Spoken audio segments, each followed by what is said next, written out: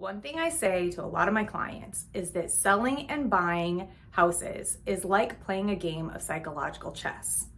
A person good at reading the most likely next move of the other side and what their intentions are behind their moves is going to be really good at negotiating your best interest.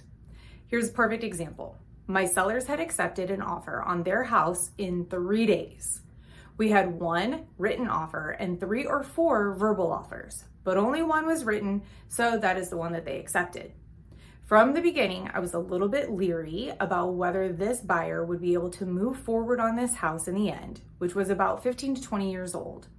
The price on his offer was great, but the conditions made me wonder if they really had the cash flow to afford the expenses that would come up in the future. Once the inspections came back, my suspicions were confirmed.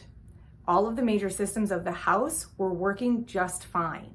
However, the buyer was asking for seller concessions to cover possible future expenses in the future.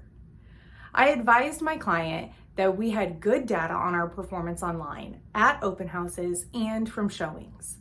I had continued to communicate with all of the agents that had expressed interest in the house, and if we went back on the market, it would be okay. We did just that. And within 24 hours, we had 2 additional written offers as well as more verbal. And my clients got to choose from one of those written ones. The one they chose and executed had better conditions than the first. This is a perfect example of how negotiating, knowing where we stand, and playing that psychological game of chess of selling a home got their home sold. Brittany Cabrera with RE/MAX Integrity, working hard for your best interest always.